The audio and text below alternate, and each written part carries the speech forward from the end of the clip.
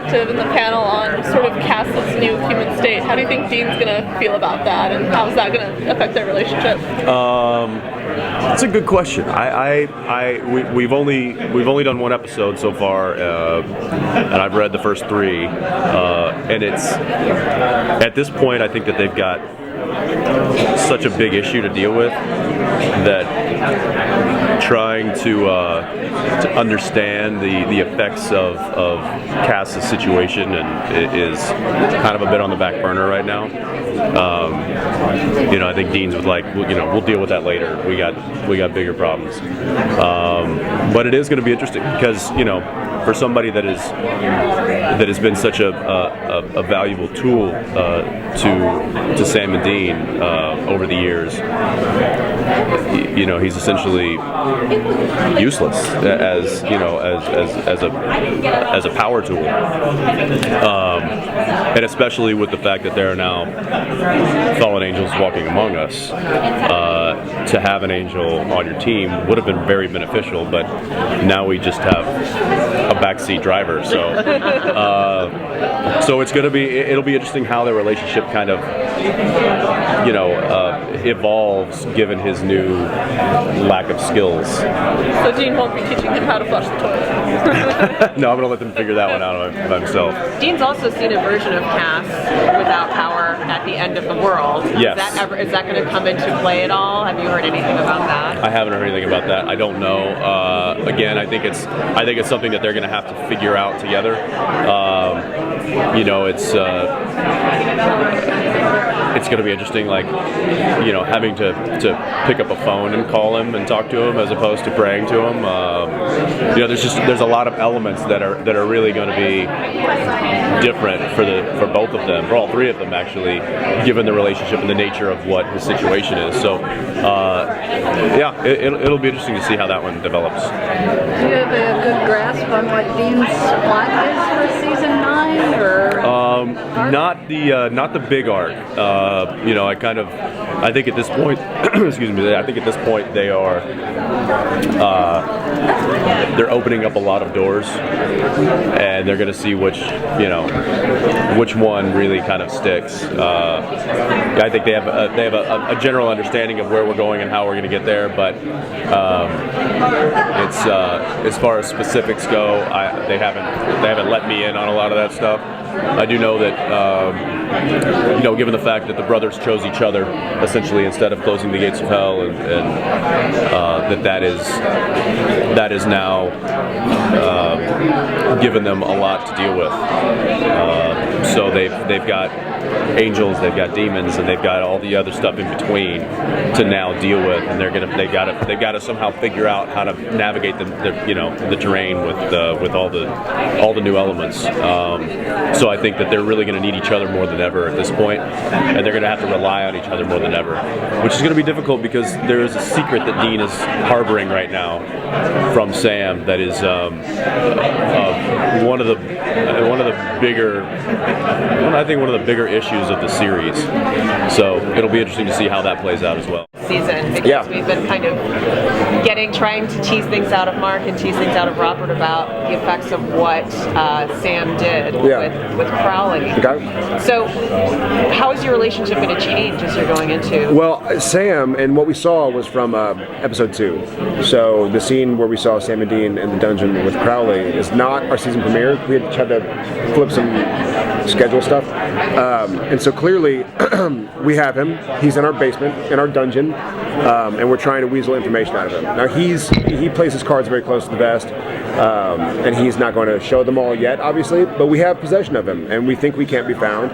And Sam, he almost confessed to Sam. He did confess to Sam. I mean, he started becoming human, and Sam's certain that he can get it back out of him, that there's something in there, that it's not all dead and gone. That's not like, oh, he's the king of hell, there's no humanity left in him. He saw it. And Sam is certain that he wasn't faking, so he's going to try everything he can to get him back to that spot. And we know how to cure a demon, so. Yeah. Sam was in, again, they do this to you every season all the finale. Frickin' time. They leave you in really bad shape. I know. So, any kind of hints, teasers as to how Sam... Well, Sam, what's great is there was the finale, I loved it. I loved doing it. Do you see? You see, I do love him. Max is out there with Tom rolling around. It's pretty awesome. It was so fun to work with Shepard for 3 days. He did a kick-ass job, and it was just a cool storyline. And to see the story kind of go like this, and even at a time, I felt like, what, am I dying? Am I what's am I curing? Like, what's going on? So I felt, and I think it was kind of by design that happened. But we obviously saw Sam and Dean decide to choose each other for the first time, as opposed to like go straight for the job and the mission. So it'll be interesting. In fact, he got worse. So we see at the beginning of the season, he's even worse than he was. And now we've got no Angel friend and just more Angel enemies, powerful, running around, and no way to protect ourselves. So I like that we start off in dire straits. You know.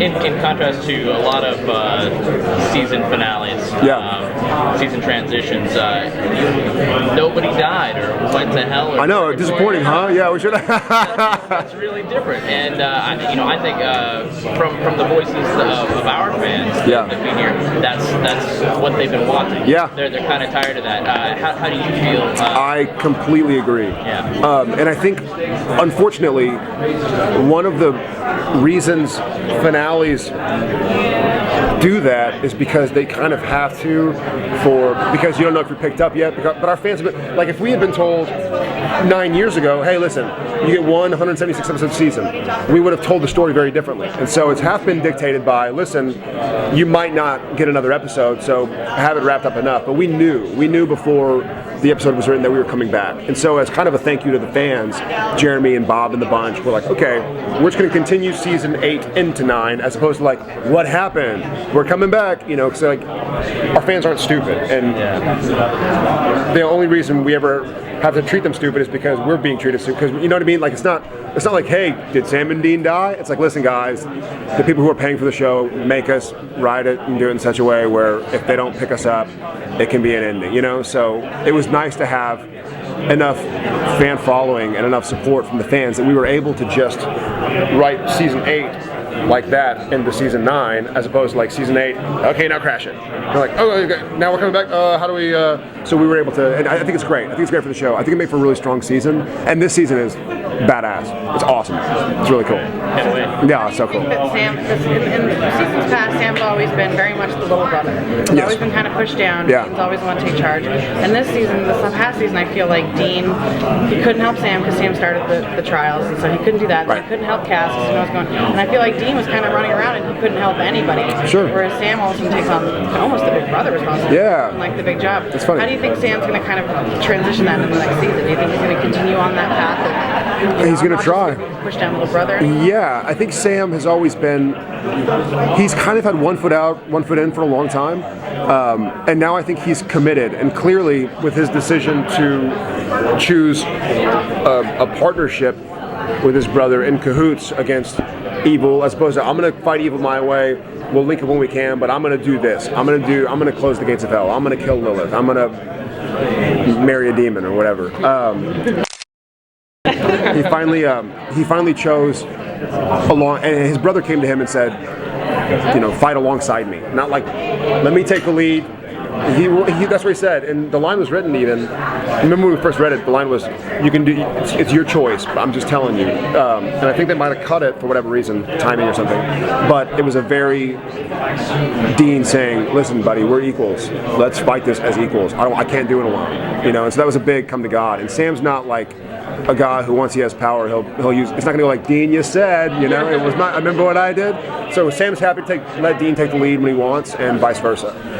And now that Sam's older, he gets to do whatever he wants, I guess. Jensen did mention that there's a wrench sort of in the season, that a secret that Sam doesn't know about. Yes. How does that sort of affect their relationship and maybe further down the line, Sam? Don't know yet, because Sam, I've only read episodes where Sam doesn't know, but there is a wrench. I'm so pissed off that they didn't talk about it on stage, because I'm limited what I can say as to what Bob and Jeremy said, and they remain tight-lipped. But I want to talk about it. I'm so excited.